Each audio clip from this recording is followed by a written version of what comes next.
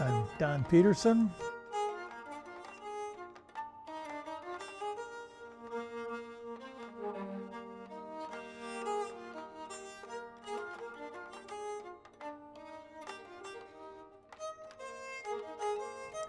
I'm 90 years old.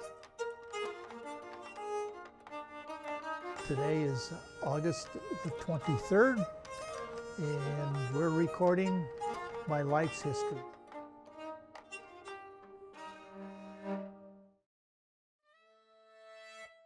I was raised in the Chicago area. It was up near the Andersonville area, which is predominantly Swedish at that time. Both my parents came from Sweden. My mother came from the province of Jämtland, which is in the northern part of Sweden. And my dad came from Småland, which is in the southern part of Sweden. They actually met here in the United States. They didn't know each other in Sweden.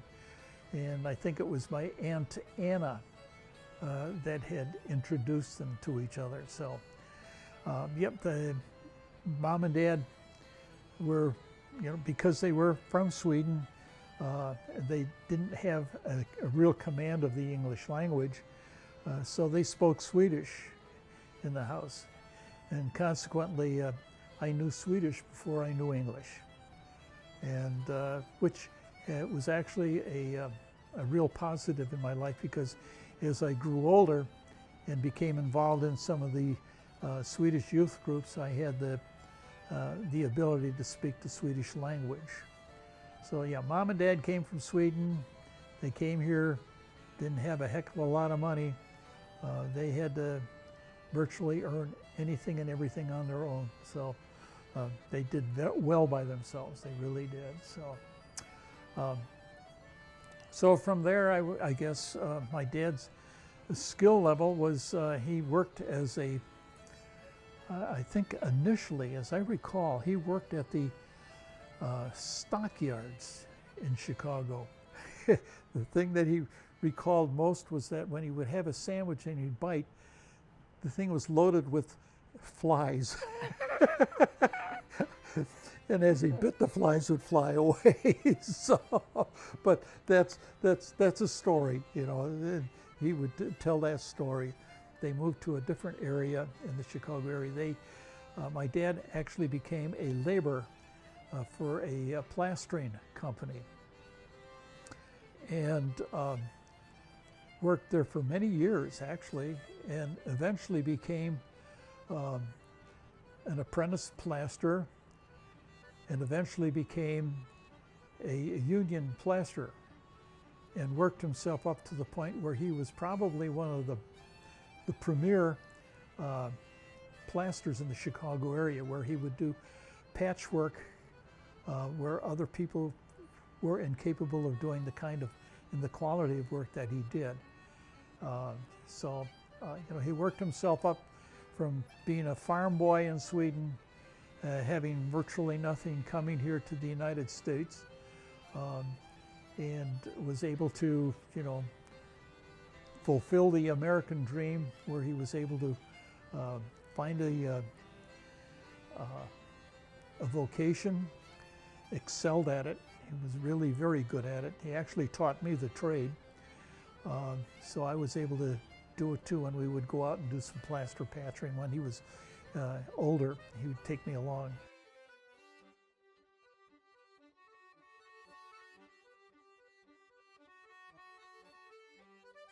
The earliest that I can recollect is probably I was maybe 3 or 4 years old at the time, and the parents and I were living on Touhy Avenue up in the Chicago area, and the only thing that I can really recall about that one time was I was out playing in the backyard, and I threw my ball. I had a little ball, and I threw it into the neighbor's yard. The doghouse was there, and I went in to get the ball, and the dog that was occupying that doghouse was a police dog. And that son of a gun bit me. And I do not recall getting bit. I don't recall anything except that my parents told me that we had a little dog named Bambi. And that dog actually attacked the police dog, and more or less, you know, I don't know that it would have saved my life, but it prevented it from, you know, injuring me more than it did. And what it did was it did grab my right leg, and it did bite it quite badly. And I still, to this day, I still have those scars in my leg. And what I recall about, you know, the whole experience after that was the doctor that came to the house afterwards, you know, to care for me. He was a relatively young guy, that's what I can recall. And he was very kind and very nice, but what stuck into my mind more than anything else was that every time he came, he gave me a stick of gum, and it was spearmint, and that's what I recall. That was the good experience that I had as far as that dog was concerned. And so, yeah, I did get bit. I still have the scars to prove it, and I'm told that Bambi was the one that more or less jumped on the dog and saved me. I don't know if that's true or not, but that's what I want to believe anyways. That's what I was told. So it's amazing that a kid would be happy with a stick of gum. It was nowadays. I don't think that would be enough. Yeah, but yeah, it you know, he was that was what really left an impression on me, was that, you know, he took care of my wound. But the thing he always did was when he came, it was a number of times that he actually came to the house. He cared for the wound, and then he gave me a stick of gum. It made me happy. So yeah, we went to Sweden. Mom and Dad took me to Sweden for the very first time, and I was probably 4 or 5 years old. And here again, because I had the ability to speak the language, it was, you know, it was easy to be a part of what was going on over there. The one thing that I remember as a kid, my grandpa, Abraham Larsson was his name. He taught me to swear like a sailor in Swedish. And I embarrassed my parents many times with my language. You didn't know that, did you? No. So, well, anyways, yeah. But and while I was there, at that time, I became very ill, and I know I was in the hospital. In this city, it was called Östersund, and I remember the hospital. I remember, I can still envision, you know, what it looked like, and what they had. Because I was so ill, they had no idea what I had. They isolated me, and so I was isolated there for. I really don't know how long I was in the hospital, but I just remember being in the hospital and being isolated from anybody and everybody there. And eventually, obviously, I left the hospital and not knowing really what was wrong with me at the time. They thought perhaps maybe it was a bad case of flu or something like that. But was released from the hospital and came back and stayed, you know, with my grandma and grandpa on the farm, actually. Grötingen was the little town that the farm was situated in. When we came back from Sweden, you know, everything was pretty normal. We were living in a rented house on Tui Avenue, and they found this little old house in the northwest suburban area of Chicago, Norwood Park. and it was an old rundown house, but I think they paid $1,200 for the house and for the land that they purchased. But I remember, actually, we had our bedrooms on the second floor, and everything else was on the first floor. And I remember laying in bed, and to tell you what the condition of the house was, at nighttime I could look up through the holes in the roof. I could see the stars.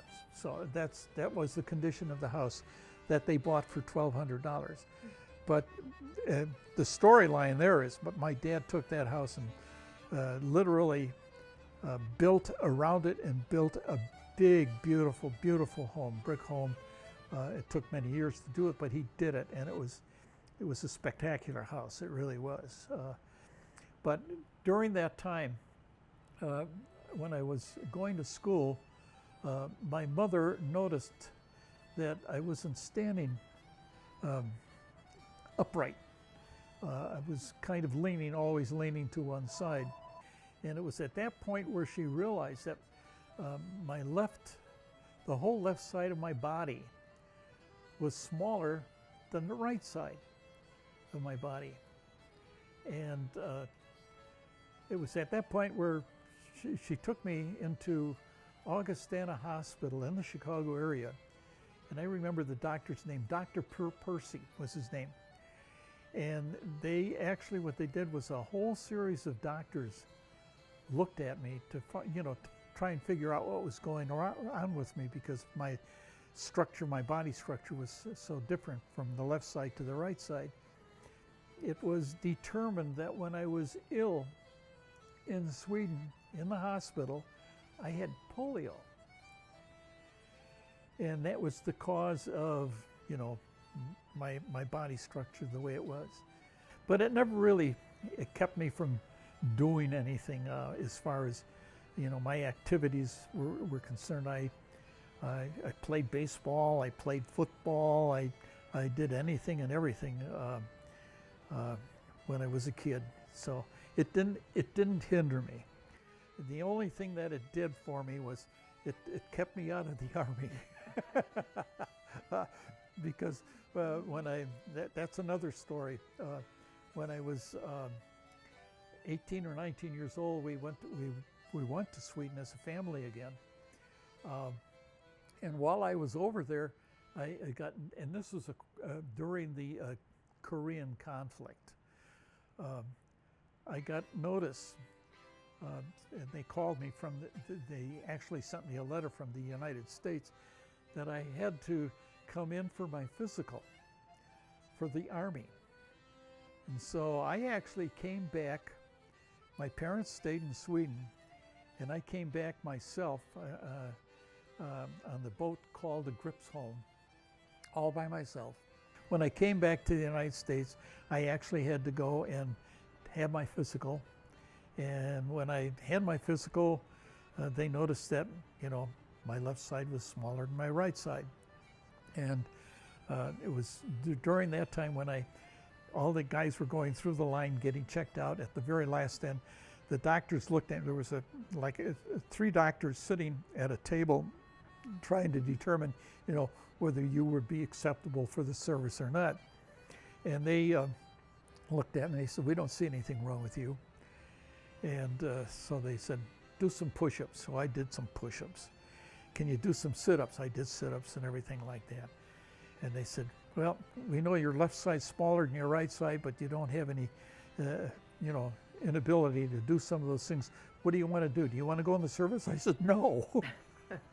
So it was at that point they said, "All right, you're 4F." So at that point I was, exempt from the service, and I didn't have to go into the Army. But it was a learning experience to be back here all by myself. Fortunately, I had a friend by the name of Lane Anderson who lived in the Chicago area, and he had a sister who was going to college, and so they had an extra bedroom, and they offered, that I would be able to stay there and lived there until my folks came back from Sweden.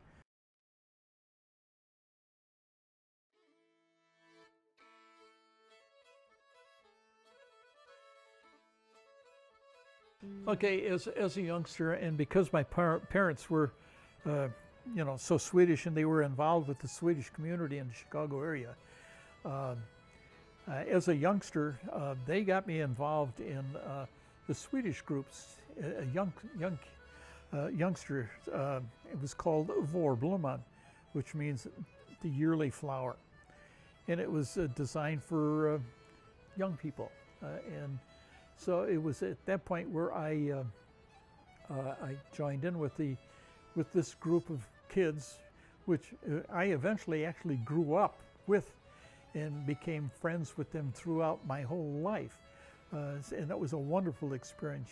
Having had that ability to learn and understand and get to know these people, these kids, and while I was a part of that group.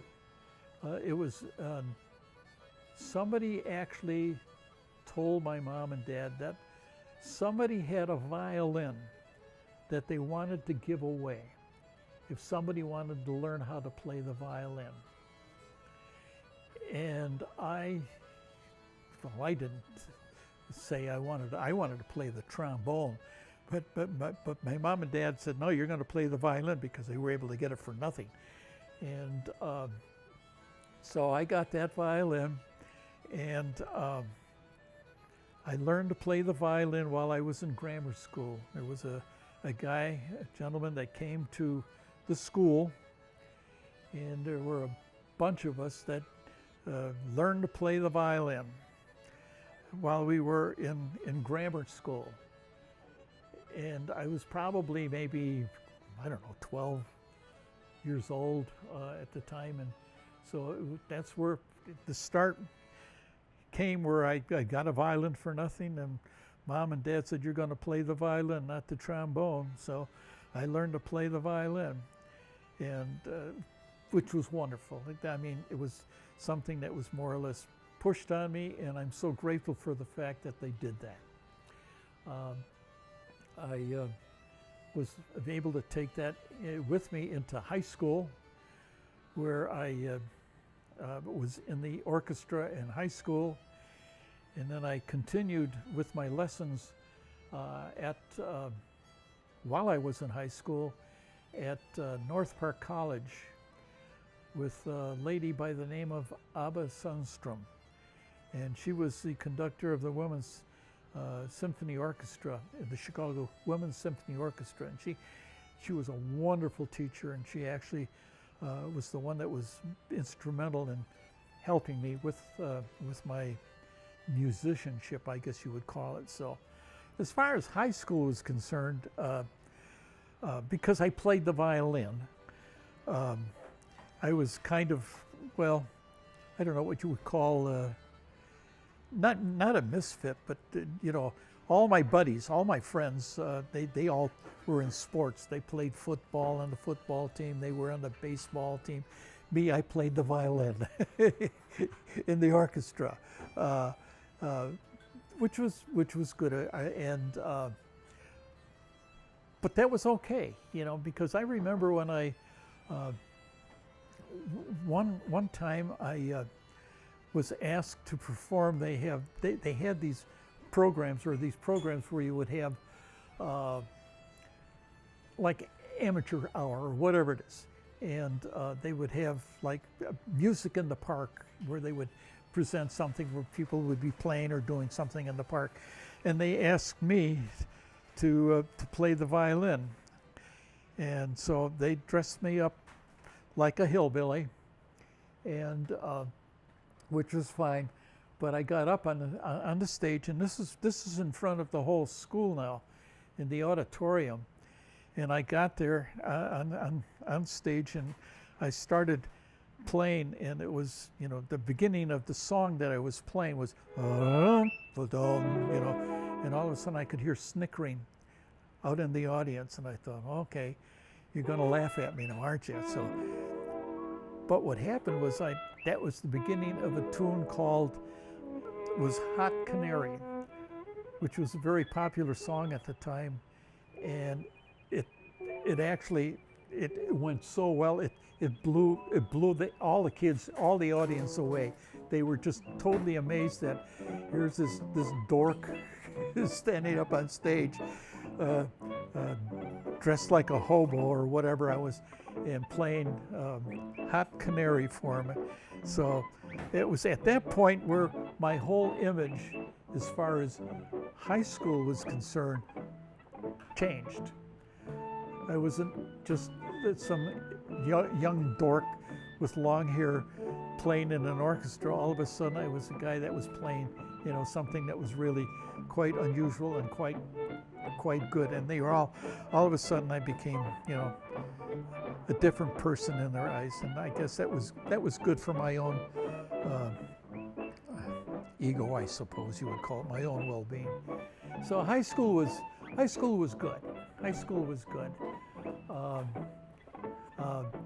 Did I have a girlfriend? Yeah. Her name was Doris Peterson, and she was the love of my life at the time. And of course, I was going to this church that I talked about, and it was an evangelical church. They didn't believe in dancing. They didn't believe in going to the movies. They didn't believe in smoking, swearing, So it was a very rigid church. And so that's the background as far as the church was concerned that I more or less grew up in. But prom date, okay. I asked Doris to go to the prom with me. And she, of course, said yes. She was the love of my life. I mean, she was, my wife knows her, and she was really a very, very special person, really was. And so she had agreed that she would come, but then all of a sudden, guilt because of my church came and said, no dancing, And so consequently, this is what I did, and I regret having done that, but it is what it is. Oh well. I told her, I can't take you to the prom, and she had already bought her dress, and so it was really. It was bad. It was really, really, really bad. So that was my one really bad experience as far as my dating prospects were concerned. But that was, But we stayed good friends. Yeah, with, Doris and her husband. Yeah, actually, yeah, our life. we became very, very dear friends afterwards. Talked about the story a lot. Yeah. And I actually stood up at her wedding. Yeah. So with that in mind, it was a good relationship, and we were, as I said, very, very good and very dear friends. One day, coming home from school, Garvey School, and I was walking with a bunch of guys, and this one kid said, "Hey, why don't you come with us to our church?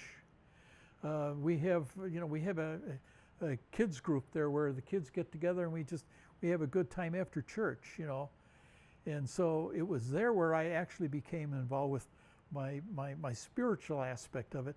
And Lane was a part of that also. And so it was there where I met Lane, and we became good friends, and it was there where the music began. And so I'm going to digress now. We talked about Dallas, Lane, and myself, but then there was another guy by the name of Chuck Kodak who played the accordion. So the four of us formed a group. We call ourselves the Gospel Troubadours. And we played in our church and for a few other churches. And we actually tried out for the Morris B. Sachs Amateur Hour in Chicago. We didn't make it, but it was okay.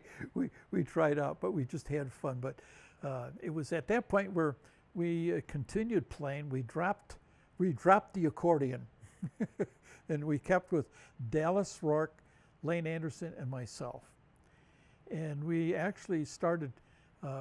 We formed a name. We called ourselves the Don DeLane Trio, and it was Don, Dallas, and Lane. So it was the Don DeLane Trio. And we actually ended up playing in a lot of the churches in the Chicago area. And at one point we actually played for Youth for Christ, which was a wonderful experience. So, but Lane and Dallas and I became the best of buddies. I probably started driving when I was 15 years old. I remember when I took my driver's test. It was an old car. My dad took me. It was in Chicago. We went into the Chicago area, and I went and did my written test and did everything like that, and came out, and the guy that was going to ride with me, we took this old car, and it was old. It was old. So we went for the ride, but the problem was the door wouldn't stay closed. And the door kept opening up, and I was able to keep it closed. But I did pass my test. But the guy that gave me the test told my dad, he says, he can drive, but he's a real hot rod. You know, is what he told me. Yeah. So, but that was my one driving experiences as far as that's concerned. Did I ever get any tickets driving fast? Yeah, I did. But I'm not going to get into how I got out of them. But anyways, I had, I did get a speeding ticket, and I just, I really didn't want to go stand before a judge or anything like that and pay a fine. But my dear friend Lane Anderson, his dad was an insurance broker who had connections. And he was the one that was actually able to settle my driving ticket experience, so I didn't have to pay or go before a judge, So unfortunately, it was not the right thing to do, but it was the right thing, because at that point I became more cautious with my driving, and I was a little more careful with what I was doing. So, I was a part of the church, and I didn't hang out with any, bad people or anything like that. Bad people. I just hung out with my church group, which was good. They were a good influence on me. You had your Swedish group too. Well, I had the Swedish group too, that those were my friends, and just because of their influence, I more or less stayed out of trouble, which was good, because I could have gotten into a lot of trouble with some of the things that I did. I just remember when we, one night after church, the youth group, we said, let's go get a hamburger. And we said, okay, where are we going to go? He said, well, this is one place where they have really good hamburgers, and it's in Des Plaines. It's called McDonald's. And so we went to McDonald's, and it was the very first McDonald's in Chicago. And so I had my first hamburger at the very first McDonald's in the Chicago area, and which is really kind of interesting. Yeah, it was in Des Plaines. Yeah, well, they didn't have them anywhere else in the Chicago area. And the ironic part is, you used to live right back of the McDonald's restaurant or whatever it was. Yeah, yeah. And so, well, anyways, I had my experience with hamburgers at McDonald's.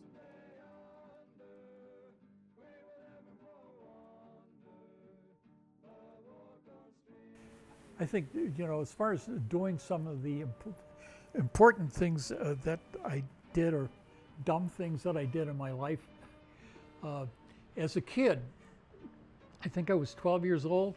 It was spring break, and there were two other guys and myself. We decided, and I was, 12 years old at the time.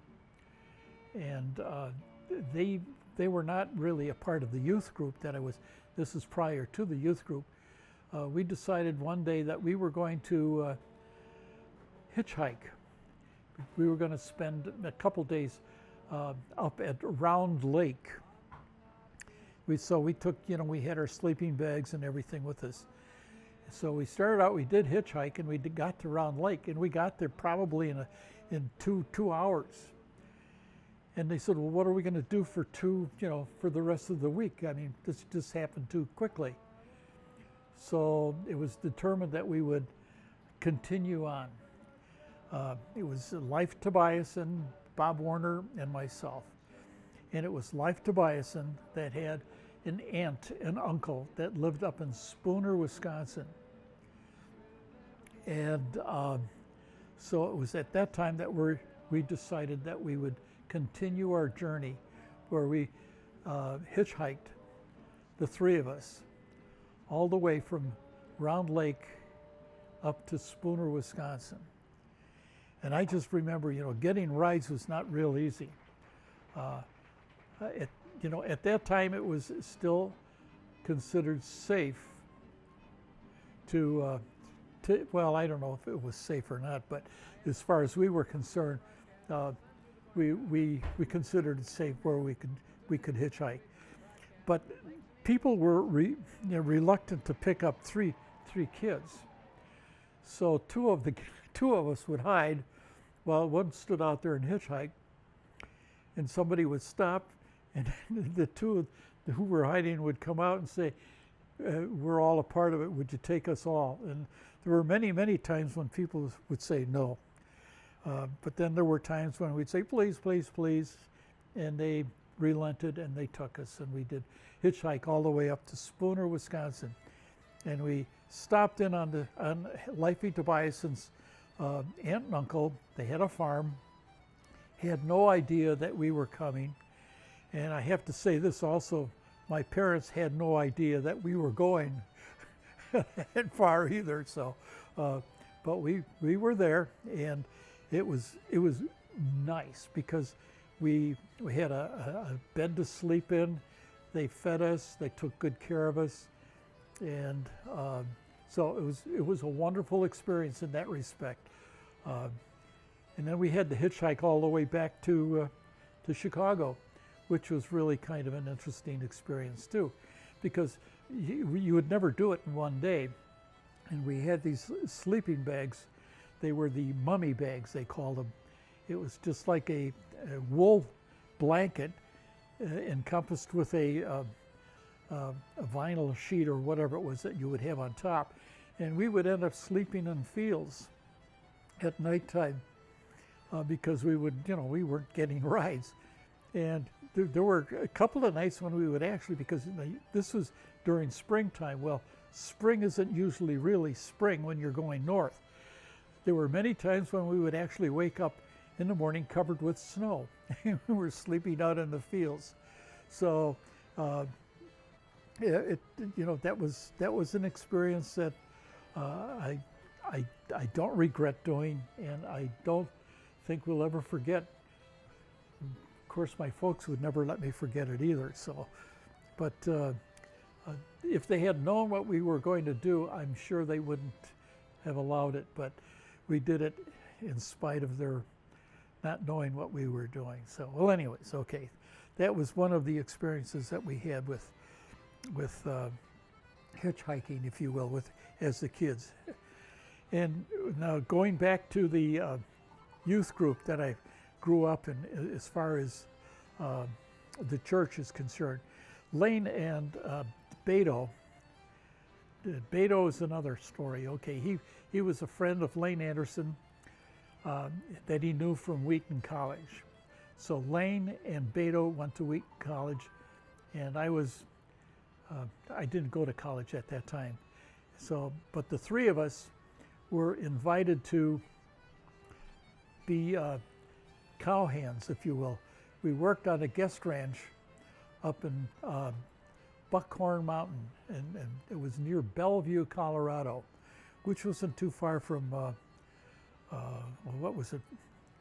Loveland, Colorado. It was up in that same area. It was in the mountains, and so we had, the ability to work at this ranch. But what we did to get there, we had it was an old Dodge that one of the guys, I think it was Beto's Dodge that he owned, and we drove that all the way down to El Paso, Texas, because that's where Beto came from.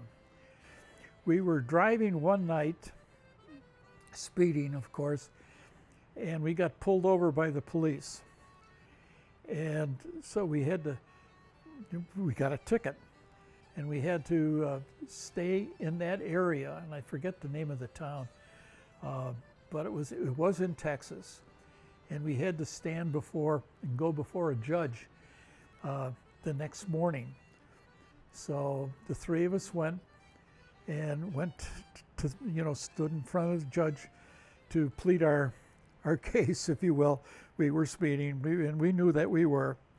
And the judge, I remember, he was an elderly man, but a nice guy. He says, "Well, where are you guys going, and what are you doing?" And well, Lane and Beto they were going to Wheaton College, which is a Christian college, and they were studying to go into the ministry.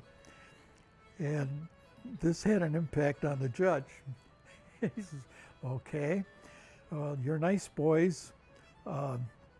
You are speeding, and I should give you a ticket, and you should be fine, but I'm going to let you go." He said, "But I want you to do one thing for me. I want you to send me a rainbow trout," because there were rainbow trout in the rivers there down in the valley. "And I also want you to give me the head of a rattlesnake." So we said, okay, we agreed that we would do that.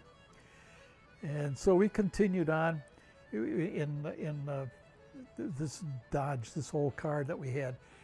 We stopped by one of Beto's girlfriend's house. I remember this.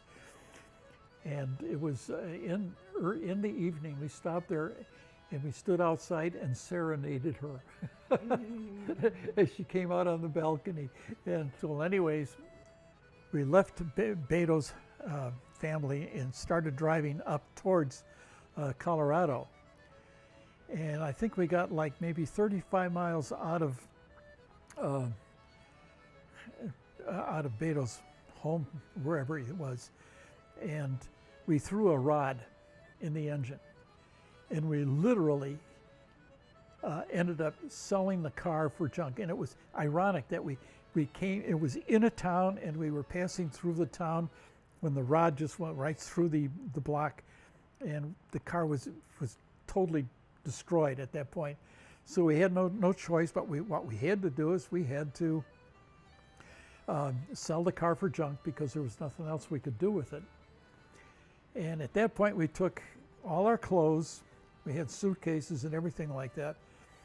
And there was a train station. It was really kind of ironic how all of these worked together in that town. And so we actually bundled up all our stuff and put it on the train and sent it ahead to Denver, Colorado. And at that point, so we said, okay, how are we going to continue on? It was at that point where we decided we were going to hitchhike from El Paso, Texas, all the way up to Denver, Colorado, the three of us, with a violin, a bass fiddle, actually it was a bass bucket, we called it, and a guitar. And there we were, out on the road, hitchhiking. And rides were pretty hard to come by. And there were many, many times when we would actually go into a gas station, and people would pull in to, get gas, and we would go and we'd pull out our instruments and we'd serenade them. and then ask them for a ride. And it was amazing how many times we got a ride just doing that. And so that was a fun experience where our music ability really worked in our behalf. There was one time I recall we got picked up by a guy who had just repossessed the car, and he was driving up towards New Mexico, and he picked us up, and we were driving along, and we were going, I don't know, he was speeding, but at one point we realized he only had one arm. I don't know what that difference that made, except that he's driving, he's got one arm and he's speeding.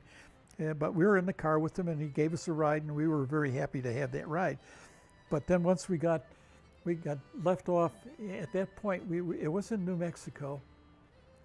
And here again, it was tough to get a ride. Apparently somebody had been a hitchhiker, and somebody picked him up, and this person, whoever it was, had robbed and killed the people. So people were reluctant to pick us up. And but what happened was we were hitchhiking, and this big old truck come driving towards us, and it stopped.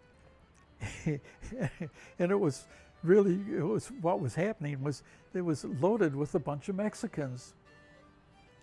And it sounds like I'm being derogatory, but I am not being at all. They were very gracious and very generous.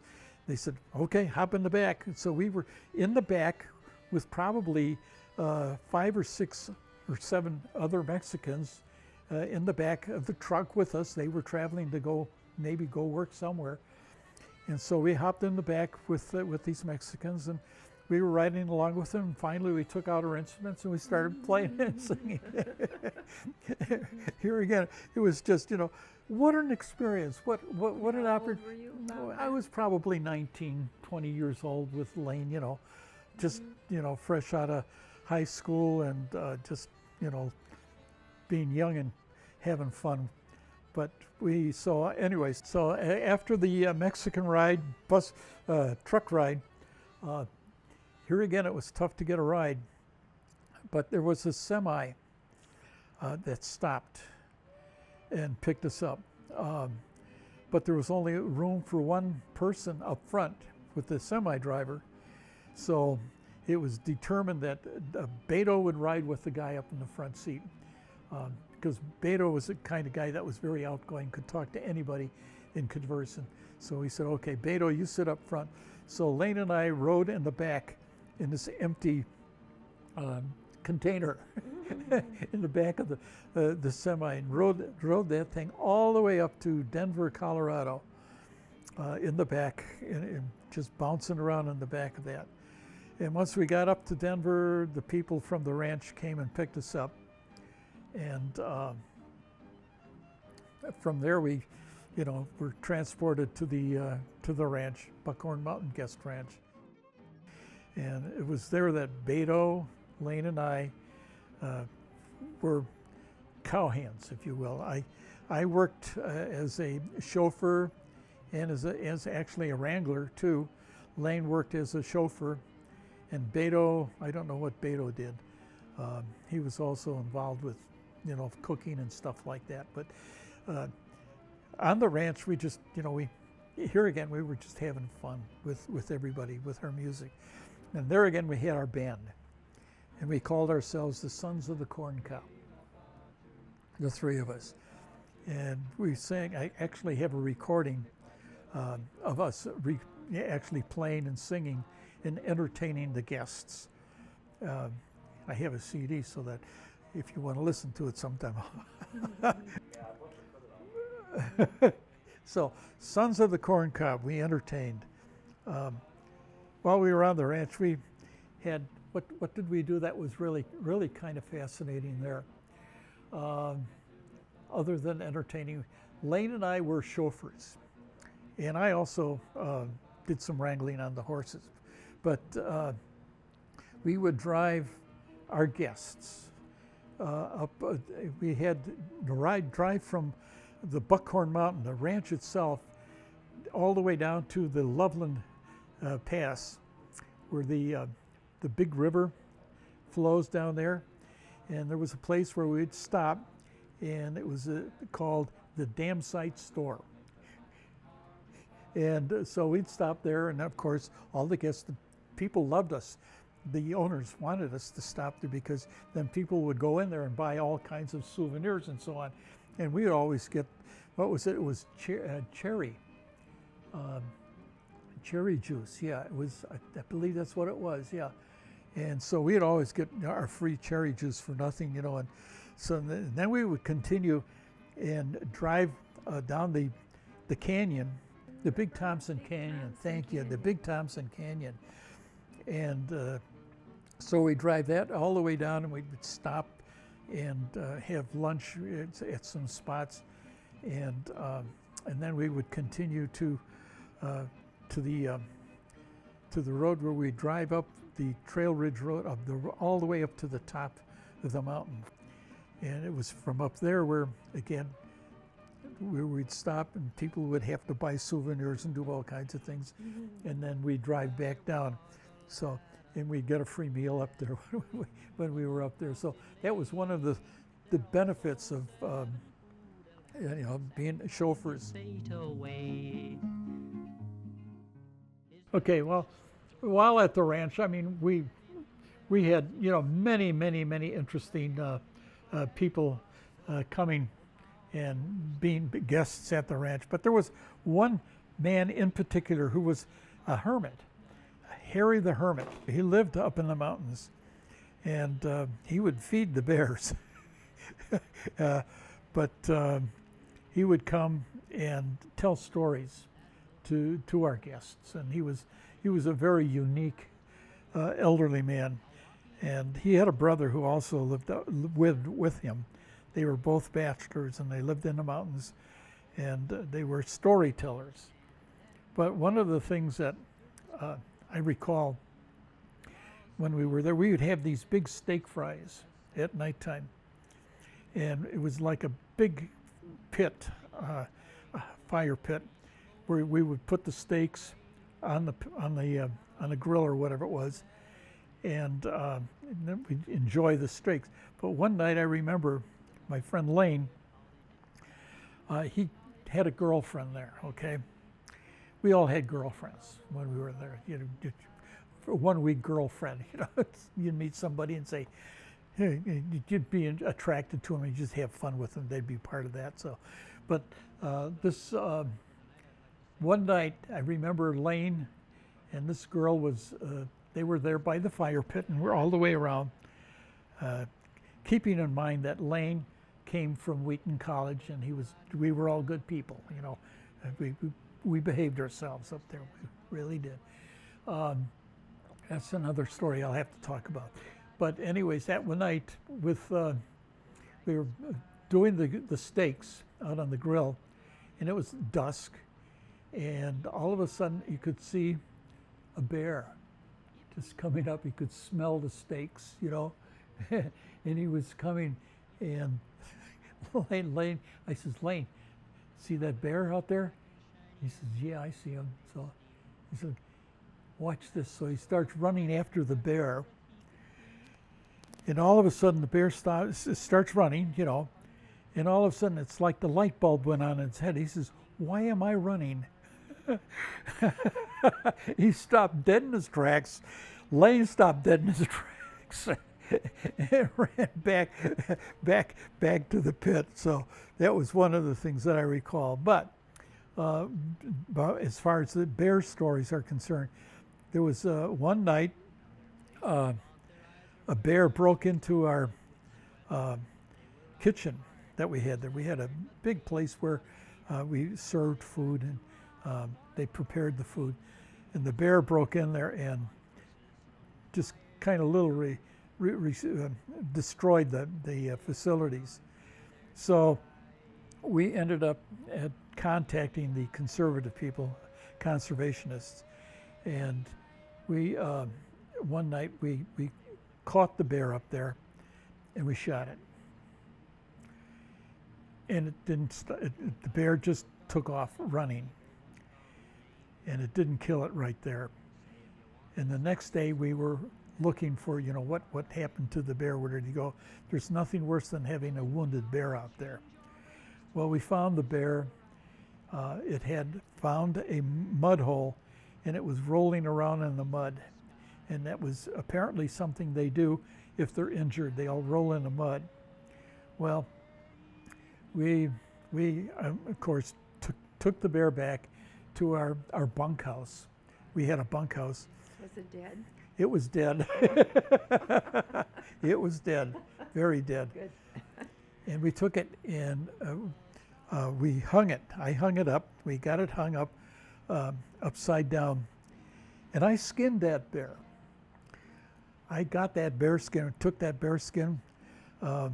It was a real experience doing that, but I did skin it all the way down, saved the head and everything like that, and took it down to a place in Denver where they did tanning. And they tanned that skin for us. And we, so that bear skin stayed with us until we actually came back to the Chicago area. Well, one of the things that we would do with that bear skin is we would stuff the head with newspapers, and have it sitting next to us in the car. And people would see that, and of course, it was funny. But Lane one time took it to his dad's office and had it sitting on the toilet seat at the office, and the poor secretary went in there and scared her half to death. And she had to go home. It frightened her so much she couldn't stay for the rest of the day. So, but those are some of the things that we did at the ranch. I mean, we enjoyed ourselves. One of the good things that we did was every Sunday morning we would have a church service, and we would take it out to one spot where we could actually sit and look across the valley and look at the mountain range, and it was absolutely beautiful, and we called it Lookout Point. And every Sunday morning we would have Sunday services there, so for whoever wanted to come. So keeping that in mind, you had to know if we were going to have Sunday services, we had to be good guys. So, and the only other thing that I remember vividly about the ranch was Beto and we would spar every once in a while. We had boxing gloves, and so we would be boxing. And this one time he caught me, and he broke my nose. He broke my nose, and they had to take me down to Loveland, to the doctor's office at some clinic, whatever it was, and they had to reset my nose. And there are pictures, and hopefully with the pictures that I'm going to give to Anna, there is a picture of me sitting out on that rock with two black eyes and a bandage across my nose. His nose has been broken 5 times. So Well, get a good look. it's my most vulnerable spot. Yeah, and the last time it was literally shattered. And that was another story. So yeah, breaking my nose and shooting a bear, skinning a bear, and there was a horse there. It was called Carmel, and I loved that horse. And the Carmel was the only one that would allow me to do it. I would sit on the horse, and this is when everybody was getting ready to take their rides. I was able to make it get up on its hind legs, and so I've got pictures of that too. Yeah. And another thing that we did was, I remember we would have to take people for rides, and we'd go out for rides. On the horses? On horses, yes, dear. And I had this one horse, but they didn't have a saddle for it. So I had to ride that horse bareback. And I rode that horse bareback for, I don't know, over 2 hours. Bad mistake. Bad mistake. I was raw in an area where you don't want to be raw. And that was bad. But I also remember that was on the ride back to the ranch. I had to stop. They had these gates where you would take and you would hook the gate with it was a piece of wire where you would pick it up and hook it and strap it around the post. And I would have to stop, get off the horse bareback, hook the fence, and then get back onto the horse. Well, what you did was you put your arms around its neck, and he'd take off because he wanted to catch up with the rest of the horses. And as he's running, I would jump and end up on his back. And so, I was able to do it really very well, except this one time. We were going along and going at a pretty good clip, and all of a sudden the horse stopped, dead in his tracks, and I went right over his head and on the ground. The reason he stopped was there was a rattlesnake right in the front, right in the road. I didn't land on the rattlesnake, but I'll never forget that. I just went right head over the front of the horse and landed but I hung onto the stirrup, so he couldn't. You could see the snake there then. He rattled away, yeah. But I've never seen a horse stop that fast before in my whole life. But he stopped, and I just went right over its head. That was not a good experience because I hurt myself pretty bad on my back. But that was that. So, well, anyways, talking about the judge who wanted to have a dead rattlesnake, he said, don't crush its head. But you kill him, but don't crush its head. And he also wanted what was it? Rainbow trout. Thank you. And we caught the rainbow trout, and I did catch a rattlesnake. And I caught it at probably the most dangerous time because it was the skin was coming off. It was peeling. And we had a large water tank up on one of the hills up there, which supplied water to all of the cabins and all of the guests down there. So we caught that rattlesnake, and I caught it with a loop and caught it, and we got it back, and I put it in a big jar. And I have pictures of that too. But what I did was we filled the jar with gasoline, so we couldn't send it to the judge. So, but anyways, I did catch a rattlesnake, and we were going to send it to the judge, but it wasn't in a condition where we could do it. So yeah, we killed quite a few rattlesnakes up there. They were prevalent, and that was my experience with snakes, a bear, and a horse ride. So, yeah, my dear friend Lane and I, we've done a lot of things together as kids, as young adults, I suppose. And Lane was a student at Wheaton College. And when he was at Wheaton, he found out that there was the opportunity to be camp counselors at a camp in Pottstown, Pennsylvania. And this was in Pennsylvania, and I was maybe, again, 19, 20 years old.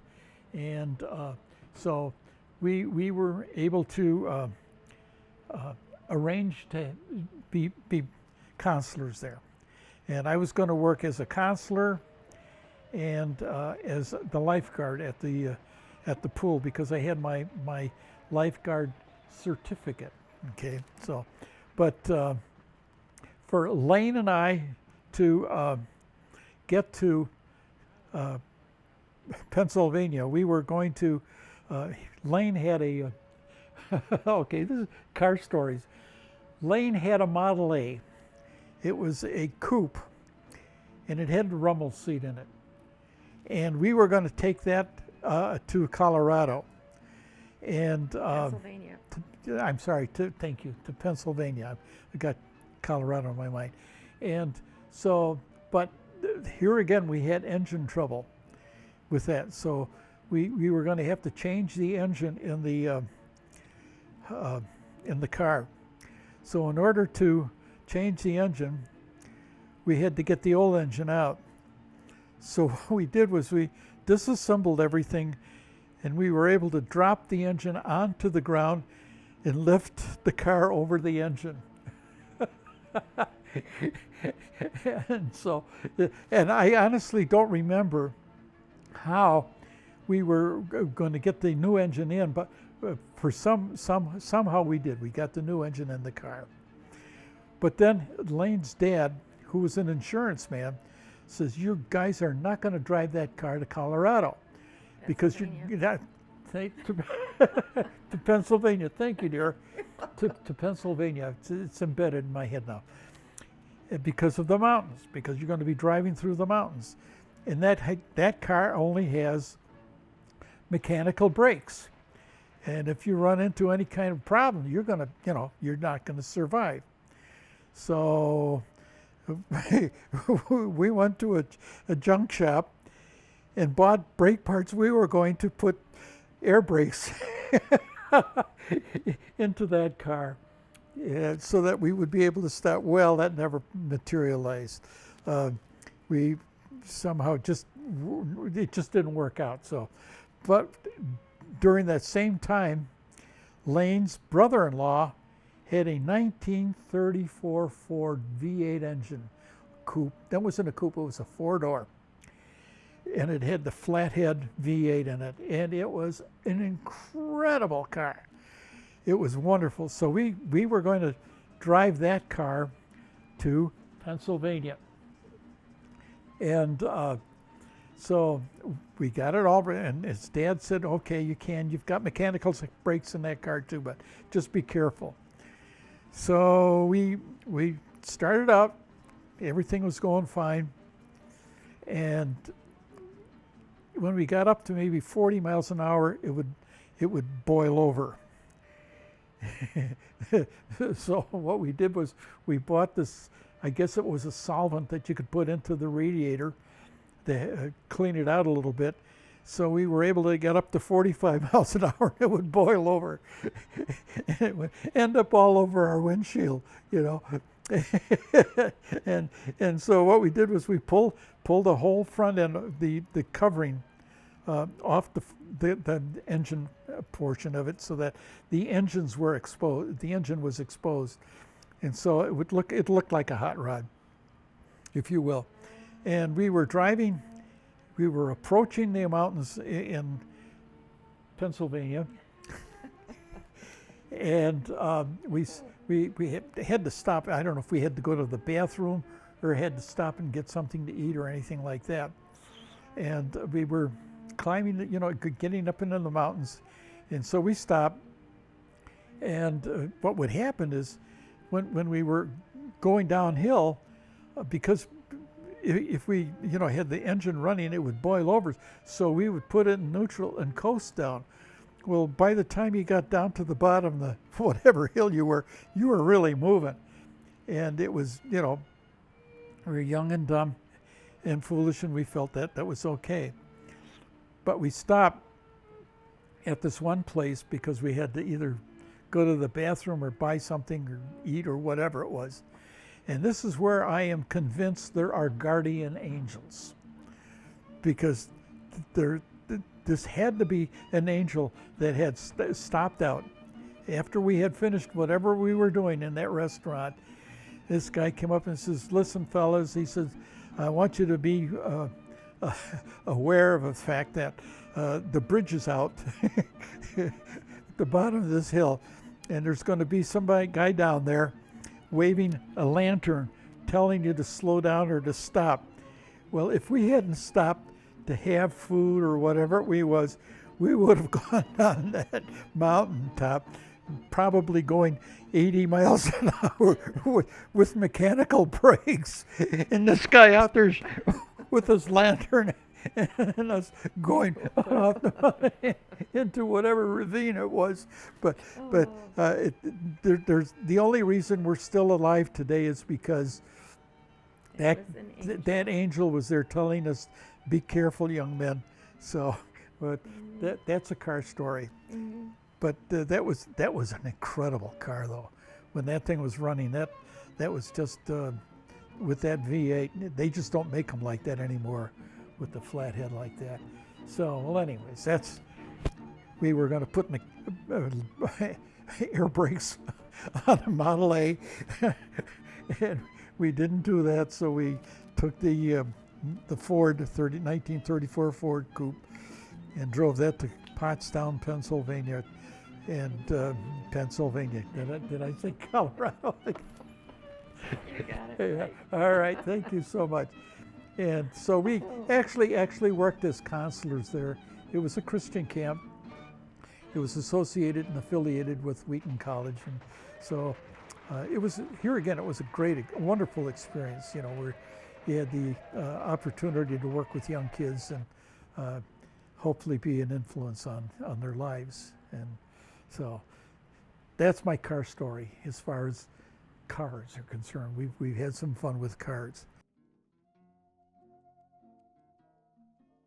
When I finally came back to the Chicago area and started growing up and trying to be, a responsible human being, I went to college. I went to the University of Illinois.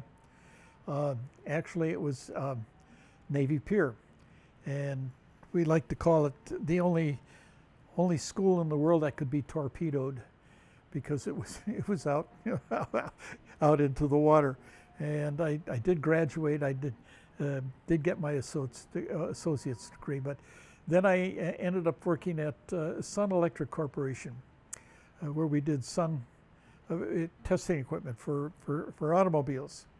And I started out working in the assembly department, just assembling whatever they had. And apparently they were impressed with me enough to say, "Would you like to become a quality control tester?" I said, "Sure, why not?" So I ended up testing all of the equipment that they had assembled and put together.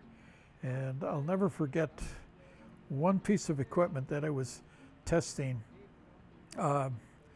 It was, I forget what it was, except it was a distributor, testing a distributor, whatever it was. And the piece of equipment that I was using to test it with had mercury switches on it. And something went wrong, and I went back and grabbed both ends of the switch. And I never ever in my whole life had electricity going through me like that. The only thing that saved me was there's no amperage. But I got the shock of my life by doing that. So, well, anyways, that was, I worked there as an inspector for quite some time, and then I was probably 20 to 23 years old, something like that, and I ended up working in the quality control division, working under the I actually moved from testing equipment up into the office, where I ended up writing the procedures for testing all of the equipment. And that's where I was working in an office position there. And it was there working at Sun Electric. And that was, her name was Julie, and I ended up marrying that girl. And that was it was a mistake, but it was what you would call a rebound, if you will, because Doris and Julie looked very similar in many respects, but that's neither here nor there. That was just a part of my life where, I married Julie, and the only good thing that came out of that relationship, I can't say that there weren't some good times, but the best thing that ever happened out of that relationship was we have four wonderful kids that came from that marriage. It was Dawn, Diane, Jeannie, and Johnny, and so that's history. It's gone. It's done, and it was a good part of my life in that I had these wonderful kids that I had to take care of, because she was emotionally and mentally a disturbed person, and I ended up being the father, the mother, and everything for these kids. And it was a really, really tough time in my life when I had to get these kids fed, get them dressed, get them off to school, and then go to work, and then come home and prepare food for them and do all of that stuff. So, that's an experience that I wouldn't wish on anybody, but it was a good experience in that my kids and I got very, very close because of that. And they understand the whole thing. They as to what happened as far as the divorce and everything like that. But the best thing that ever happened in my life was the lady that's sitting next to me right now. We met at I was probably 35, 30, yeah, 36. working at a real estate facility, and Gay worked there, and I went out one night with her, and then I think I called her on the phone that same night, and I said, "Will you marry me?" And she said yes. We had worked together for a long, so we knew each other, so we knew it wasn't just it wasn't a blind date. But I just remember the people asking, you telling them that you were going to marry me with 4 kids, and they said, "Are you nuts?" But I'll have to say this: she jumped into that role. She became their mother. It was the best thing that ever happened to me and to my kids, because my kids have grown up with real values, and they love her for it, and they consider you mom, and God was good to me in that He blessed me. Good to me. Yeah, that He blessed me with you and the kids. So so that's a part of my life that was not so good, but this is the best part of my life, is the fact that Gay and I've been married now for 53 years, and we've seen our kids grow up and do well in life.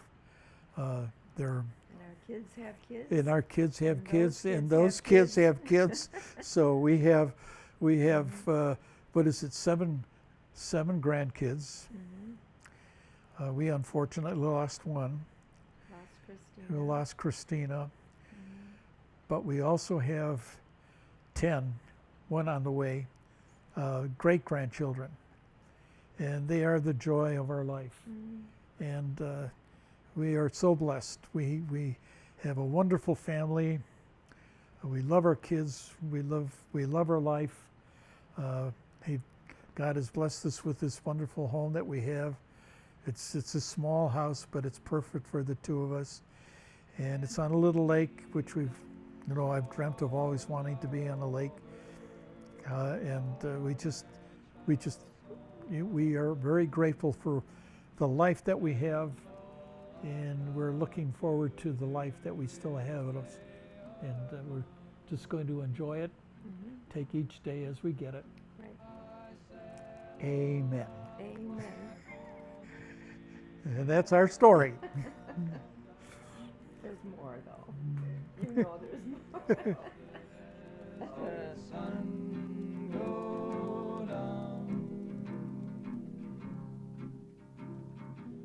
I'd like to, end this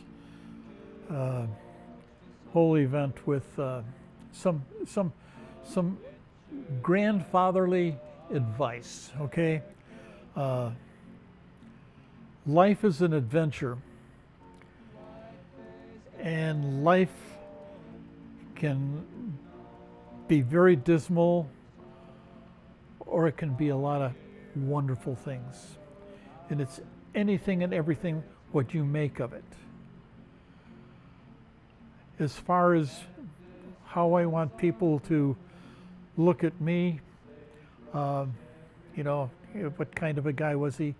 I would like them to think that I was a very fair person, that I was fair and not being too judgmental, and wanting to accept people for who they are,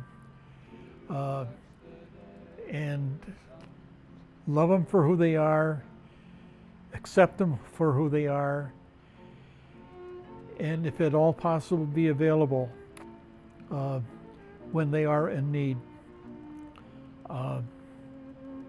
Also, don't ever fall away from your faith, because the good Lord has given you with the gift of life, and life is so precious, and it goes by so quickly. You can't imagine how fast it goes by. Be aware of that and use your time wisely. Just don't throw it away, because if you throw it away, you can't get it back. Like I said, life is an adventure.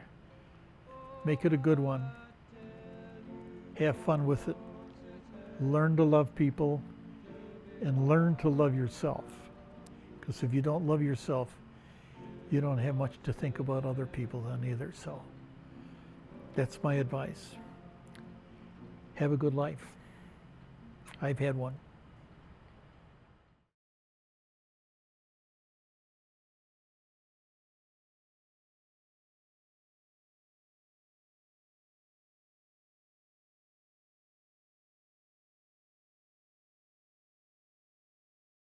I had a 49 Ford, Girls don't know that. which had the flat top. I pulled that thing apart because I was going to do something with the valves, and couldn't get the valves out, so I had to put it all back together again. Yeah. That's why, another car story, that's why he married me, because I had a convertible when we met. Very nice. He liked my convertible. No, it wasn't your convertible, honey. It had some influence. Yeah. I had So- a beautiful car. Yes, you did. Oh yeah, you're wired. You're bugged. Let's see here. Oh, Oh wow.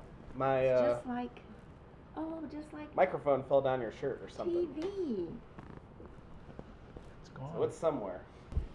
Oh my goodness. Oh. No, that's don't mess with that. Oh my goodness. How? I can go down. Hey, watch it. You should be filming this. Oh, I am. How? Well, you found it. We also have a little fuzzy thing somewhere in there to. I'll go get the There we go. That's me all to right. go in? We'll get it later Get the fuzzy when I thing. take it off.